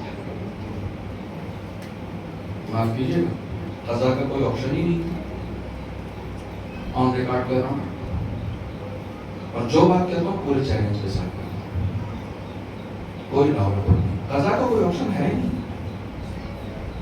اگر کوئی شخص اس نیت کے ساتھ نماز چھوڑے کہ قضا پڑھ لوں گا، اس کی قضا نہیں دی جائے گی، لی ہی نہیں جائے گی، قضا کا کوئی آپشن ہی نہیں۔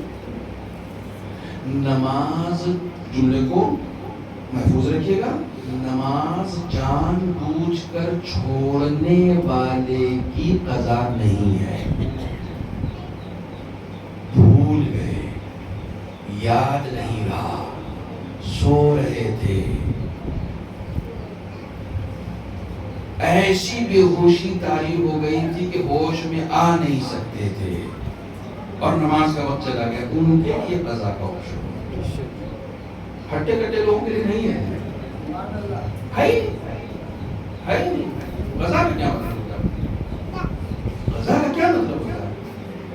آپ جس محلے میں رہتے ہیں وہاں کا تھانے دار، ایس ایچ او اگر آپ کو بلا لے کہ 11 بجے آ جانا تو 10:30 بجے سے تھانے میں جا کے بیٹھ جاتے ہیں۔ ایس ایچ او صاحب نے بلایا، خدا کو ایس ایچ او سے زیادہ تو عزت دے دو۔ نہیں، ہم 1 بجے ہی اذان دلوائیں گے، تمہاری مرضی چل رہی ہے، 1 بجے اذان دلوائیں گے۔ خدا نے کہا 12:20 پہ ظہر کا وقت ہو رہا ہے، وہ بات میں نے 12:20 پہ بلایا، تم کہو 1 بجے اذان دیں گے، ایس ایچ او 11 بجے بلائے گا تو 10:30 بجے سے جا کے بیٹھ جاؤ گے، اور خدا 12:20 پہ بلا رہا تو کہہ رہا 1 بجے جائیں گے۔ اس کا مطلب ایس ایچ او کو زیادہ عزت دیتا، خدا کو کم عزت دیتا۔ شریع مسئلے کماتے رہے، پڑھ سکتے ہو، میں نے کب کہا نہیں پڑھ سکتے، میں نے کب کہا نہیں پڑھ سکتے، میں نے عزت دینے کی بات کہی۔ عزت معصومین نے یہاں تک کہا کہ جو اول وقت ہے مومن اس اول وقت میں ہی نہیں آتا اور پہلے سے آگے بیٹھ جاتا ہے. خدایا ابھی نماز کا وقت نہیں ہوا, ابھی 12:20 پہ ہوگا نا تو میں 12 بجے سے جا کے بیٹھ جاؤں. خدایا میں آ گیا, تو نے بلایا تھا میں آ گیا. جب تم نماز کے لیے اتنا اہتمام کرنے لگو گے تو پھر تمہارا ذہن ادھر ادھر تھوڑی جائے گا, جہاں آئے ہو پھر وہیں ذہن رہے گا. قرآن مجید نے دیکھیں, آپ اہل بیت کا ذکر سننے آئے, چھٹے امام امام جعفر صادق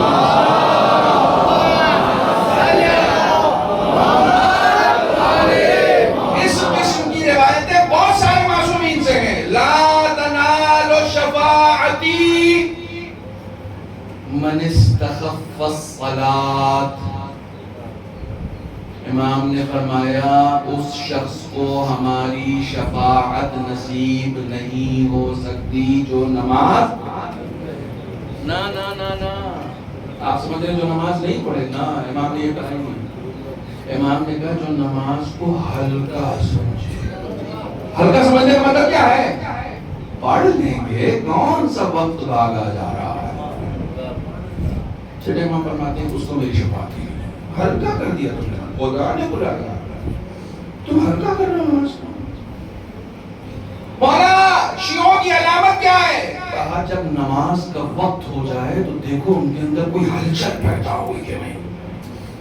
اگر ہلچل پیدا ہو گئی ان کے اندر تو میرا شیعہ بے چین ہو گیا, خدا نے بلایا. میں کیسے بیٹھ سکتا ہوں, میں کیسے بیٹھ سکتا ہوں؟ میرا بچہ بلاتا ہے تو میں ایک آواز میں چلا جاتا ہوں, میری بیوی بلاتی ہے, سب کو نہیں کہہ رہا ہوں, کچھ لوگ تو ایک آواز پہ کیا آدھی آواز پہ لگ رہے ہیں. خدا بلا رہا ہے بھائی, خدا بلا رہا ہے, تم اگنور کیسے کر سکتے ہو؟ ایک قوم ہے جس کو غافلین کہا ہے قرآن نے. غافلین یہی اگنور کرنے والا, ہلکا ہلکا شمار کرنا. پڑھ لیں گے سارے کام بالکل اطمینان کے ساتھ, پوری توجہ کے ساتھ, لیکن نماز جلدی جلدی ہلکا شمار کیا. تم نے نماز کو ہلکا سمجھا. ٹھیک سے سورہ حمد ختم نہیں ہوا تھا کہ قل ہو اللہ شروع کر دیا. قل ہو اللہ ابھی پڑھا بھی نہیں تھا کہ رکوع میں چلے گئے.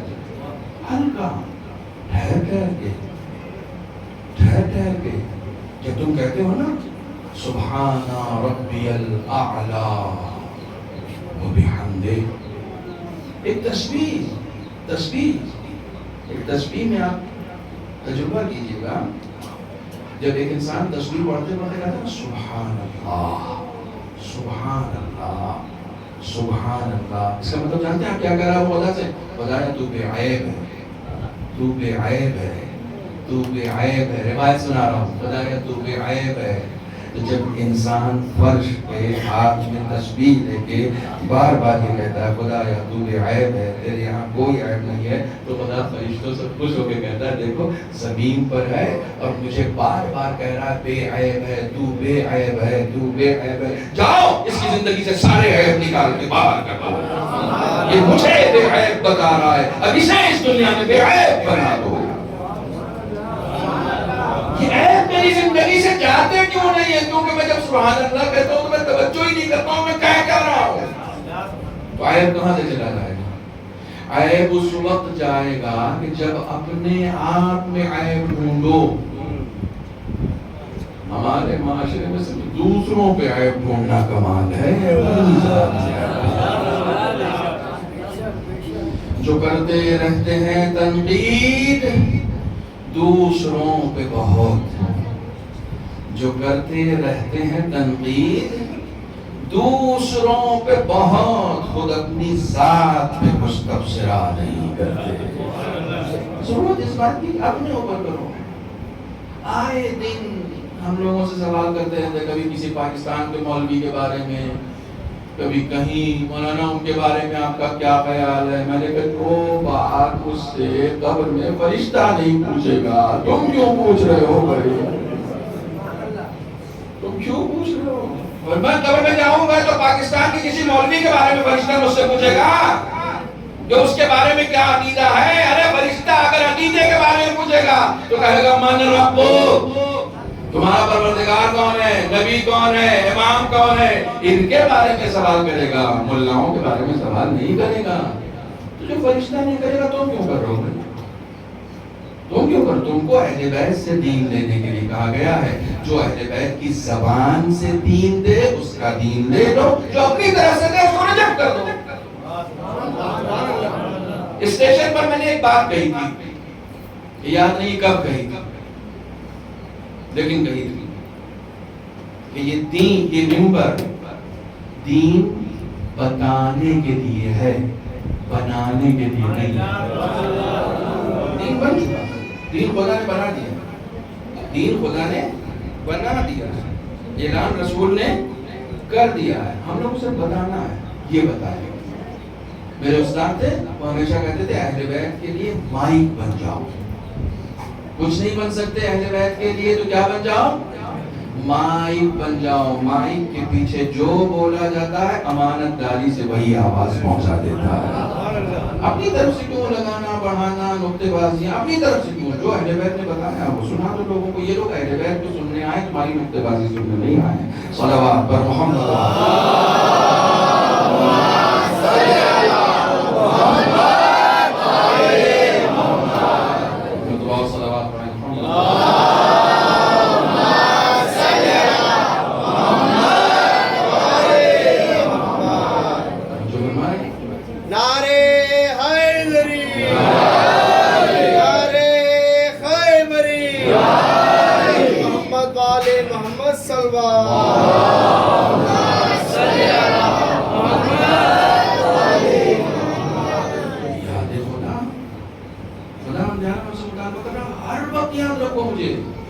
کوئی ایک وقت ایسا نہیں ہونا چاہیے جب تم مجھے بھول جاؤ۔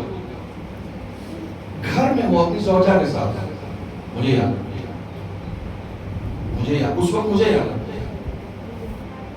تم سمجھ رہے ہو کہ اگر تم نے اپنی زوجہ کو ذرا سا دبا کے رکھ دیا تو تم 30 مار کھاؤ گے۔ یہ 30 مار کھانی تھوڑی ہے کہ تم نے اسے دبا دیا۔ خدا کو یاد، آیت اللہ علامہ طباطبائی جنہوں نے تفسیر المیزان لکھی ہے، اپنی زوجہ کے انتقال پہ بہت گریا کیا، انہوں نے بہت گریا کیا۔ ان سے کسی نے پوچھا اتنا گریا؟ اپنی بیوی کے مرنے پر اتنا کون روتا ہے؟ آپ اتنا رونا؟ کہا کہ یہ جو تفسیر المیزان میں نے لکھی ہے نا، یہ جو تفسیر المیزان لکھی ہے اس میں سب سے بڑا رول ان کا تھا، سب سے بڑا رول تھا۔ کیسے؟ کہاں میں جب لکھنے بیٹھتا تھا تو 4-4 5-5 گھنٹے لکھتا رہتا تھا۔ کب میرے پاس سے خالی کب چلی جاتی تھی، بھری ہوئی کب آ جاتی تھی، مجھے پتا نہیں چلتا تھا۔ اور وہ ایک بار بھی آ کے نہیں کہتی تھی کہ آپ کہاں مصروف رہتے ہیں۔ وہ میری معاونت کرتی تھی، وہ میری مدد کرتی تھی۔ ایک دوسرے کو کوآپریٹ کرنا بھی دین ہے۔ ایک دوسرے کے خلاف محاذ آرائی کرنا کمال نہیں ہے۔ کوآپریٹ کرنے کے لیے کیا کرنا ہوتا ہے؟ کوآپریٹ کرنے کے لیے کچھ چیزیں برداشت کرنا ہوتا ہے، کچھ آپ برداشت کریں، کچھ وہ برداشت کریں۔ یہ دین ہے، یہ دین ہے۔ ایک سلام پڑھیں محمد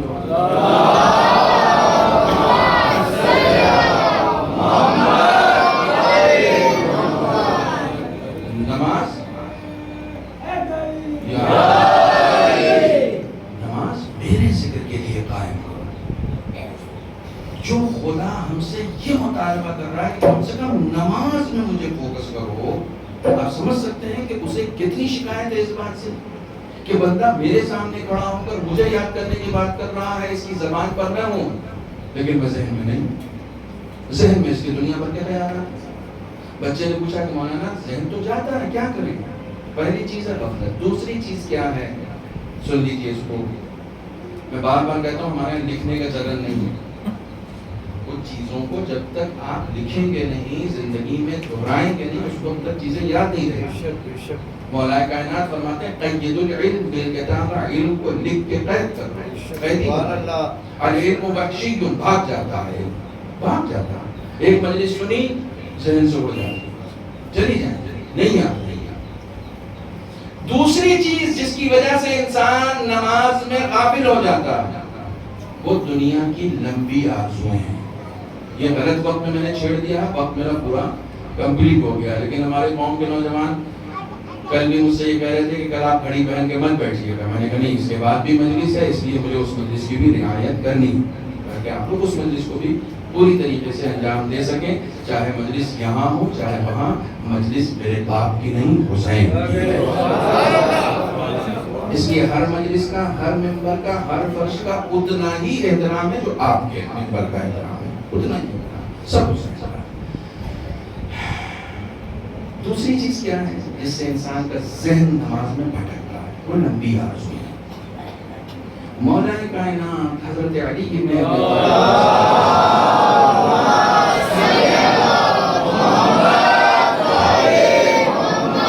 میں ساری عربی عبارتیں یاد کر کے آیا ہوں، لیکن نہیں پڑھ رہا ہوں صرف اس لیے تاکہ وقت کم لگے، صرف ترجمہ کو سنا۔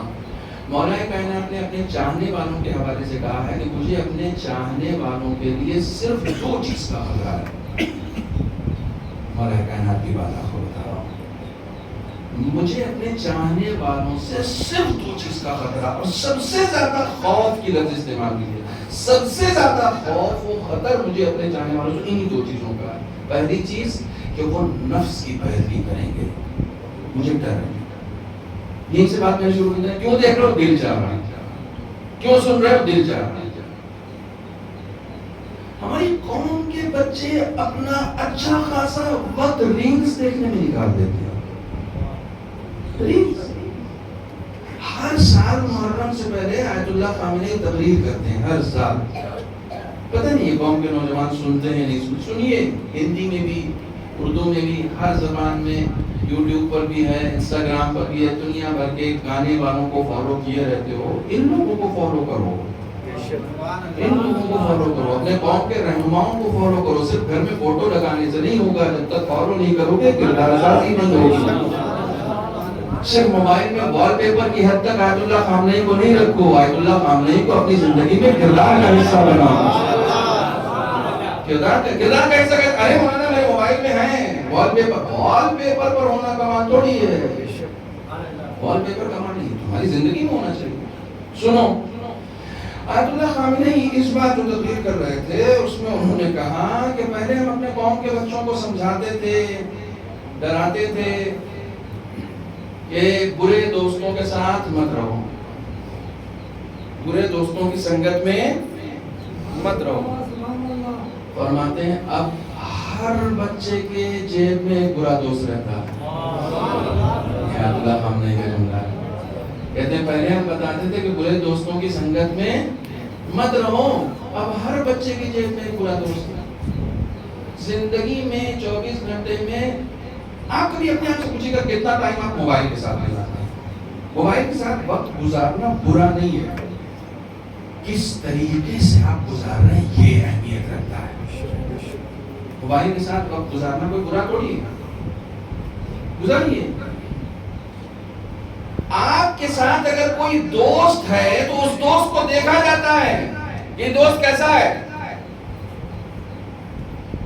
یہ دوست کیسا ہے، جیسا دوست ہوگا ویسا ہی اثر ڈالے گا۔ نوجوانوں، تمہارا کمال یہ نہیں ہے کہ تم اسرائیلی دوست کی صحبت میں رہ کے خود کو اسرائیلی بنا لو، تمہارا کمال یہ ہے کہ تم اتنے بڑے حسینی بن جاؤ کہ اپنے اس اسرائیلی دوست کو بھی حسینی بنا لو۔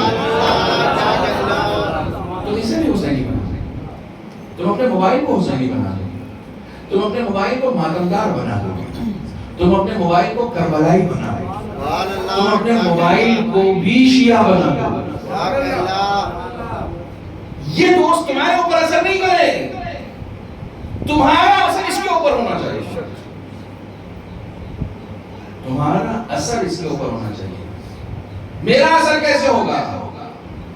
بہت پہلے، آج سے مجھے لگتا ہے کہ شاید 10 سال پہلے آیت اللہ خامنہئی نے خطبے میں کہا تھا نماز جمعہ کے، کہ دنیاوی جتنی ترقیاں انٹرنیٹ کی ہو رہی ہیں، یہ موبائل کی، یہ لیپ ٹاپ کی، یہ کمپیوٹر کی، یہ انٹرنیٹ کی جتنی بھی ترقیاں ہو رہی ہیں، اور اس میں جتنے ایپس ہیں جو در حقیقت ایپ ہیں، یہ فیس بک، یہ انسٹاگرام اور یہ واٹس ایپ، یہ ساری چیزیں جو انٹرنیٹ کی دنیا کی ہیں، یہ ساری چیزیں فرماتے ہیں کہ یہ دشمن نے تم کو بہکانے کے لیے بنایا ہے. دشمن نے تم کو بہکانے کے لیے بنایا ہے.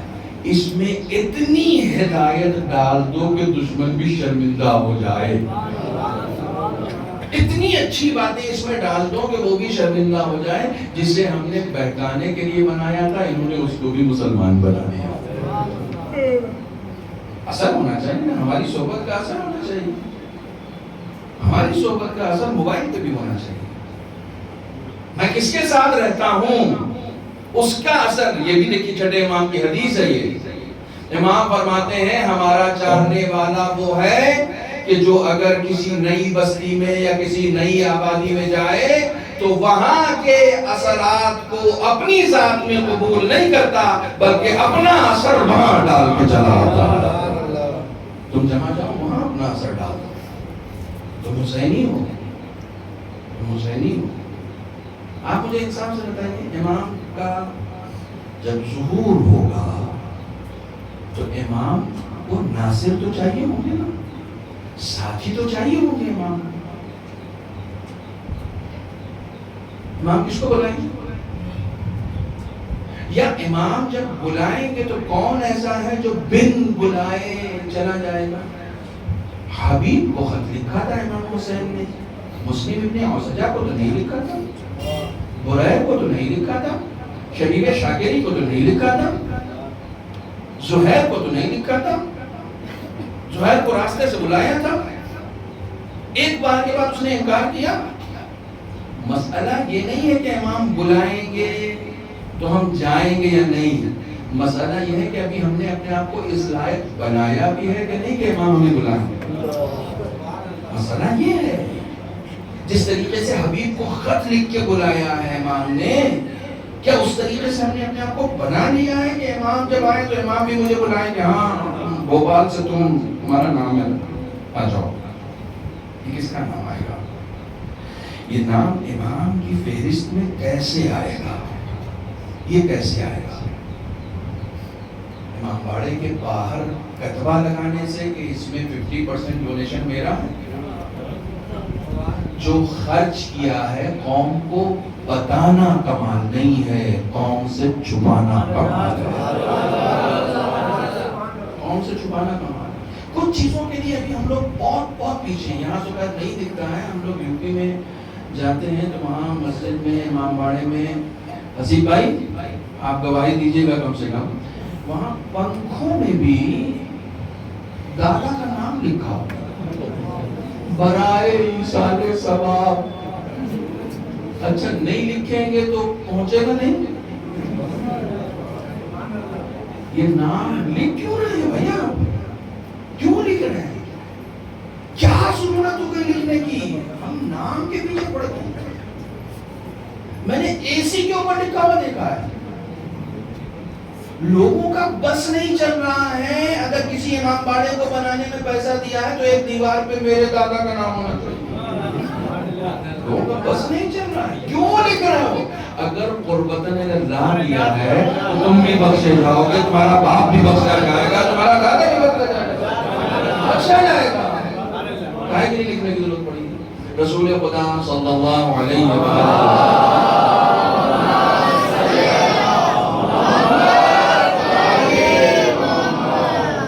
صاحب کا انتقال ہو گیا، بالکل اپنی زبان میں کہہ رہا ہوں. تو سبوں میں رسول خدا کو بلایا گیا. رسول خدا گئے. بیٹوں نے کہا، بہت بڑا کاروبار تھا اس کا کھجوروں کا، گودام کے گودام بھرے رہتے تھے. تو کہا یا رسول اللہ اپنے باپ کے اثارے ثواب کے لیے جو گودام بھر کے کھجور ہے نا، یہ آج پورے علاقے میں بٹوانا ہے، فارغ کرنا. ہم لوگ یہ کر رہے ہیں، یہ کام ہم لوگ کر رہے ہیں، پورے علاقے میں کھجور بٹوانا ہے. رسول اللہ نے کہا بانٹ دو. لیکن اگر وہ اپنی زندگی میں جب تک زندہ تھا ایک کھجور بھی اپنے ہاتھ سے دے کر جاتا نا تو پورے گودام پہ بھاری تھا. اس کا اپنے ہاتھ سے ایک دے کر جانا جو اس نے اپنے مال میں سے دیا تھا. تو بھی سارے ثواب کے لیے تو بہت فرق ہے, بہت فرق ہے.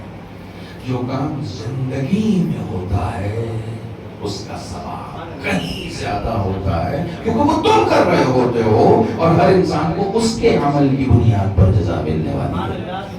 ٹھیک ہے, بچے تم نے اچھے رکھے ہیں, تربیت اچھی کی ہے, سارے ثواب کریں گے, مگر وہ نہیں ملے گا جو تم اپنی زندگی میں کر کے جاؤ گے. رسول نے فرمایا. اب آپ سوچ لیجیے ایک گودام بھر کے کھجور بانٹنے سے بہتر رسول اللہ نے کہا کہ اپنی زندگی میں ایک کھجور بھی ایک فقیر کو دے کے جاتا تو اس سے زیادہ بھاری تھا, وہ اس سے زیادہ بھاری تھا.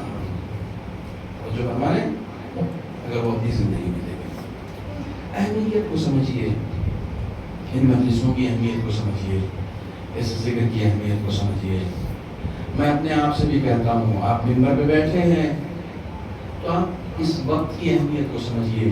یہاں 300-400 لوگ شریک ہوئے ہیں, ان 400 لوگوں کے وقت کی اہمیت کو سمجھیے. ان کا حساب ان کو نہیں دینا ہے, اب آپ کو دینا ہے. آپ نے بیٹھ کے ان کو چٹکلے سنا کے وقت ضائع کیا یا ان کو دین دیا؟ آپ سے حساب لیا جائے گا, مجھ سے حساب لیا جائے گا. امام جماعت کی ذمہ داری زیادہ ہے, ذاکر کی ذمہ داری زیادہ ہے. ہمارے سب سے بڑا مسئلہ یہ ہے کہ ہم اپنی ذمہ داریوں میں کوتاہی کر رہے ہیں. ہم اپنی ذمہ داریوں میں کوتاہی کر رہے ہیں. ضرورت اس بات کی ہے کہ جب اگر ہمیں منبر ملا ہے تو ہم کو دین دیں. کوئی بھی نوجوان ہماری قوم کا عمل سے پیچھے نہیں ہٹتا ہے, کوئی بھی نوجوان. خدا کی قسم, یہ میرے تجربات ہیں, آپ یقین جانیں. ہمارے قوم کے نوجوان ترسے ہوئے ہیں, ترسے ہوئے ہیں. جب شروع میں اس طرح کی باتیں منبر میں بیٹھ کے کہتا تھا تو ہمارے بعض دوست کہتے تھے بھیا یہ سب چلتا نہیں ہے. میں نے کہا میری ڈائری بھری, میں تو یہی جواب دیتا ہوں, میری ڈائری بھری, میرے پاس ایک دن والی نہیں ہے. تم کو لگتا ہے کہ نہیں چلتا, ہمارے قوم کا بچہ یہی سننا چاہتا ہے. تم کو لگتا ہے کہ یہ سب نہیں چلتا ہے. ہر انسان کے اندر ایک پیاس ہوتی ہے, جو دیدار ہے اس کے اندر دین کی پیاس ہے, اسے تلاش ہے, اویئر کرنے والے کی تلاش ہے, بیدار کرنے والے کی تلاش ہے, بتانے والے کی تلاش ہے. تو بتانے کے نام پر وقت ضائع نہ کرو, دین کو. ان مجلسوں کی اہمیت سمجھیے, چلا جائے گا. میں کئی سال سے بھوپال آ رہا ہوں, 10 سال ہو گئے مجھے بھوپال آتے ہوئے.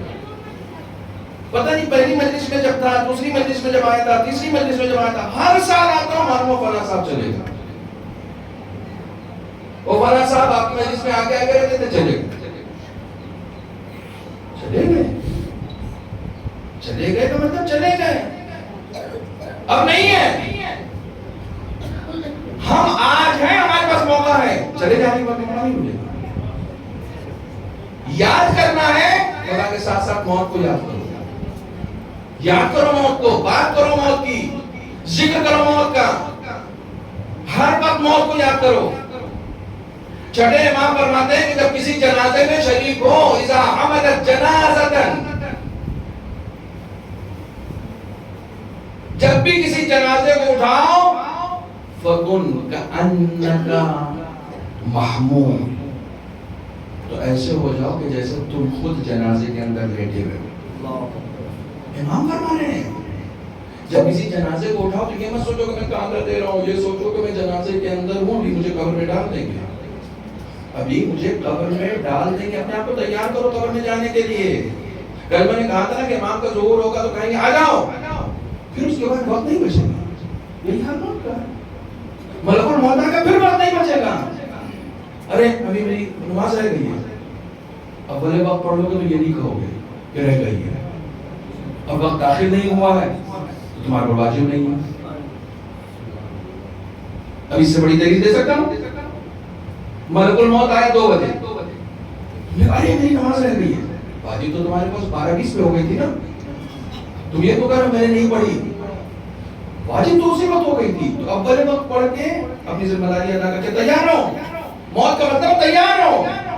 وہ جب آئے تو میں پڑھ کے بیٹھا ہوں، میں بیٹھا ہوں، چلو چلو چلو مجھے وہیں جانا، یہ والی کیفیت آ جانی چاہیے، چلو میں ریڈی ہوں۔ آیت اللہ شیخ انصاری سے پوچھا گیا کہ ملک الموت نے ڈیسائیڈ کر دیا کہ 7ویں دن آپ کی روح قبض کرے گا، کیا کریں گے؟ میں کچھ نہیں کروں گا، کچھ نہیں کروں گا، نہیں کچھ نہیں کروں گا، کیا ضرورت ہے کچھ کرنے کی؟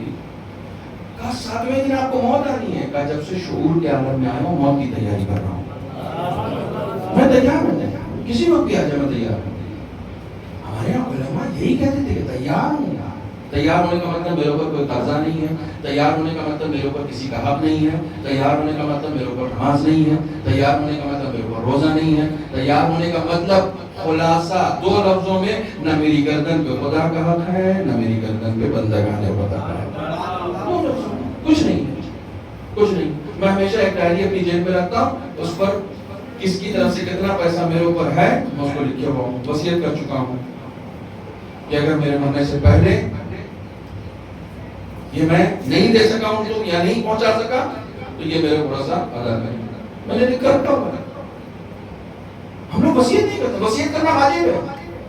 اچھا وصیت کب کریں گے؟ مرنے وقت، اس کو ہوش و حواس نہیں رہے گا۔ میں ایسے ایسے علماء کو جانتا ہوں کہ 20 سال سے، ابھی یہ آیت اللہ شیخ محمد حسین نجمی ان کا وصیت نامہ فیس بک پہ وائرل ہو رہا تھا، وہ میں نے دیکھا پہلا وصیت نامہ انہوں نے 1966 میں لکھا۔ 1966 میں جو شخص 2023 میں اس دنیا سے جا رہا ہے اس نے 1966 میں وصیت نامہ لکھا ہوا ہے اور ہر سال اس کو اپڈیٹ کر رہے ہیں۔ اس کا مطلب کیا؟ وہ تیار تھے 1966 سے، وہ تیار تھے۔ کم سے کم جب آدمی وصیت نامہ لکھ دیتا ہے تو تیار رہتا ہے جانے کے لیے۔ ہم کیوں سوچ رہے ہیں نہیں اللہ دور رکھے؟ کہاں کو دور رکھے؟ بھیا مرنے کے لیے پیدا کیا، دور کہاں کو رکھے؟ ذہن بنا دیا گیا ایسا بات کر کر کے گھروں میں، ارے اللہ دور رکھے، موت سے کہا کہ دور رکھے بھائی، اللہ موت سے کہا کہ دور رکھے، مرنا ہی ہے نا۔ اللہ موت کے لیے تیار رکھے، دعا ایسے کیا کرو، دور نہیں رکھے۔ دور کسی کو رکھا ہے؟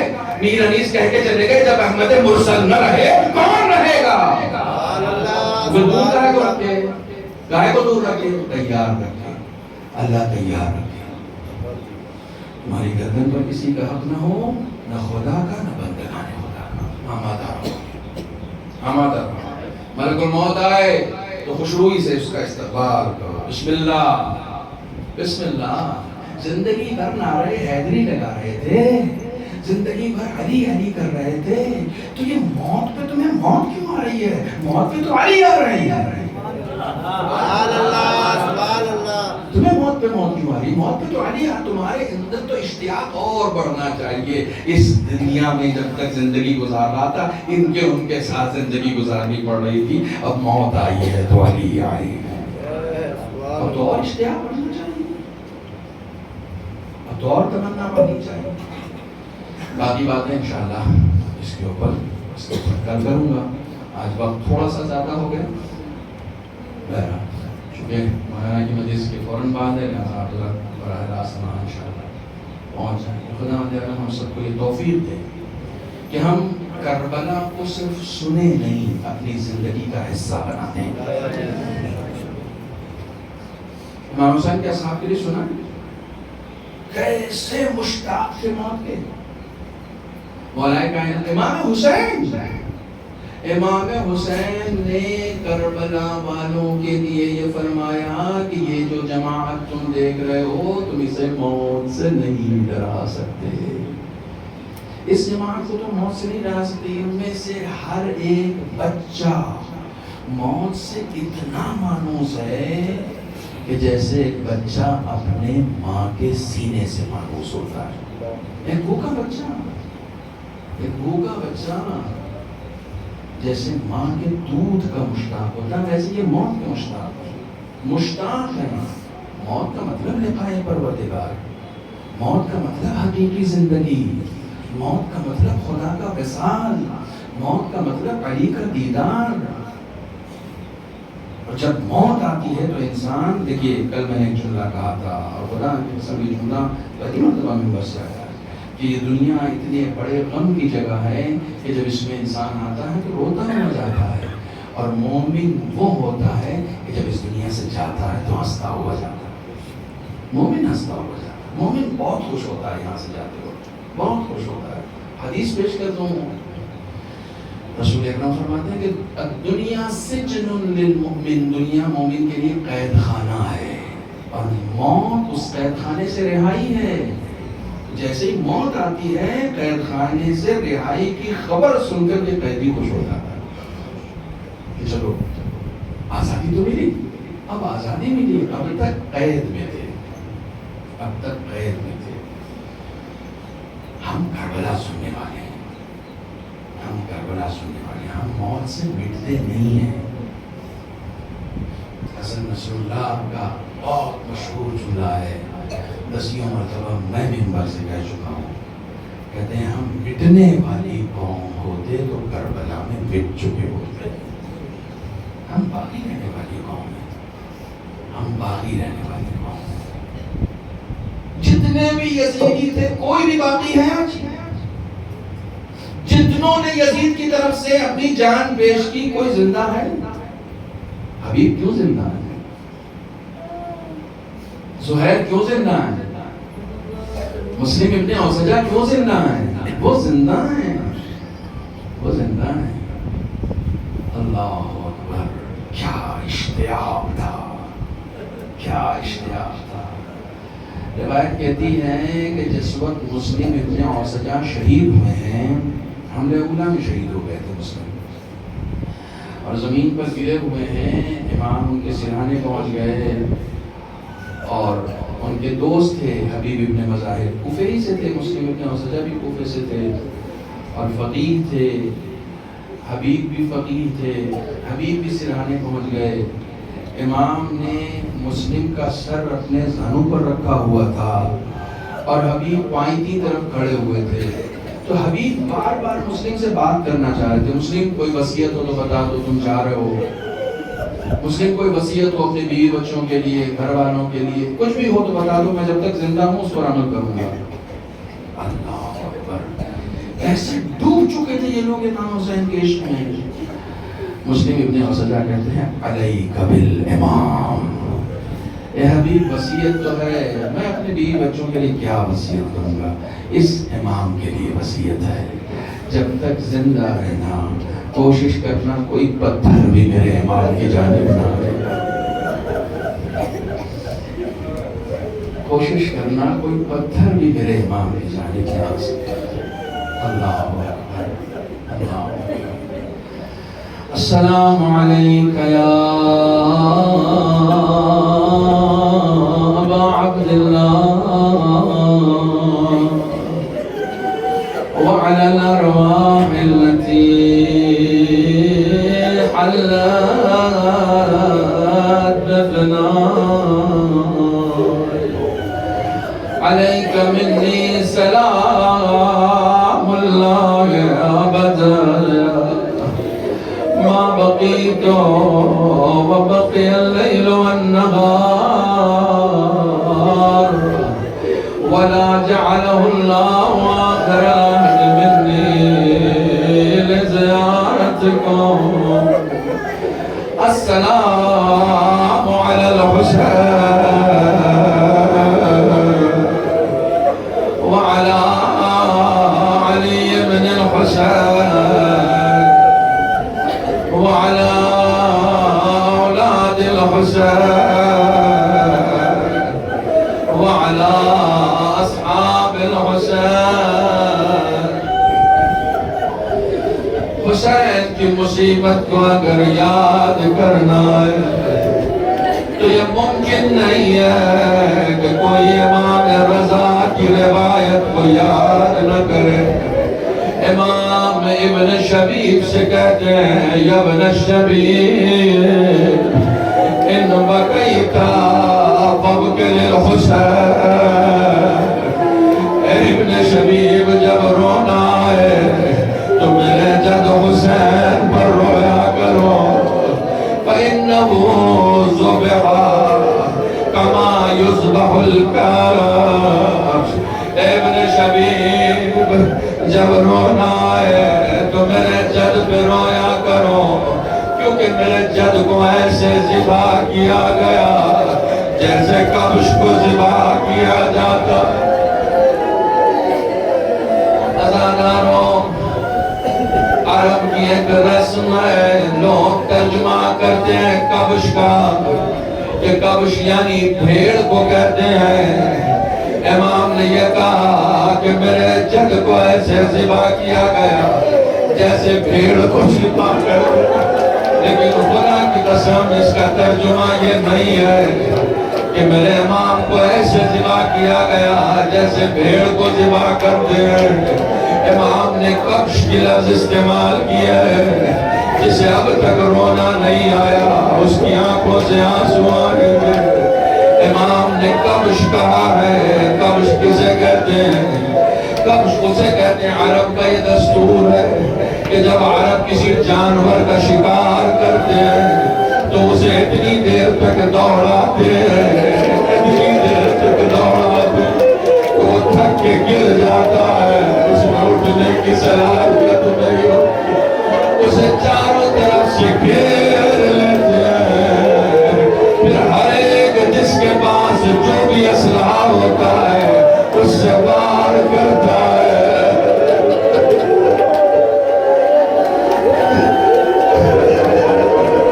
کوئی تیر مارتا ہے، کوئی بھالے مارتا ہے. جب اسے زخمی کر دیتے ہیں تو زخمی کرنے کے بعد پھر اسے ذبح کرتے ہیں. قربان جاؤں امام رضا کی لفظوں پر، کہتے ہیں میرے جد کو ایسے ذبح کیا گیا جیسے کبش کو ذبح کرتے ہیں. یعنی پہلے اتنا زخمی کر دیا میرے بابا میں، میرے جد میں اٹھنے کی صلاحیت نہیں تھی، پھر اس نے گردن سے ذبح کیا.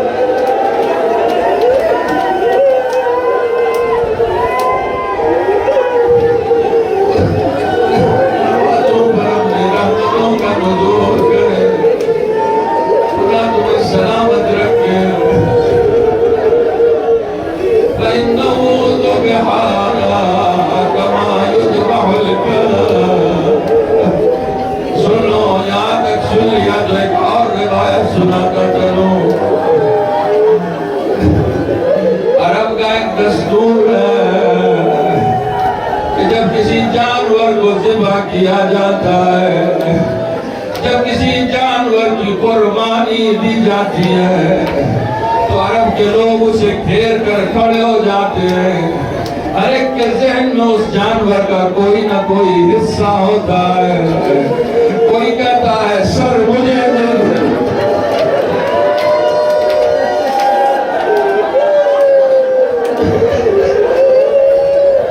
کوئی کہتا ہے گردہ مجھے دے دو، کوئی کہتا ہے پسلیاں مجھے دے دو.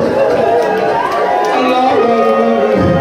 میرے امام جب ذبح کیا جا رہا تھا، اخنس کہتا ہے امامہ مجھے دے دو، خولی کہتا ہے سر مجھے دے دو، بجدہ کہتا ہے انگوٹھی مجھے دے دو.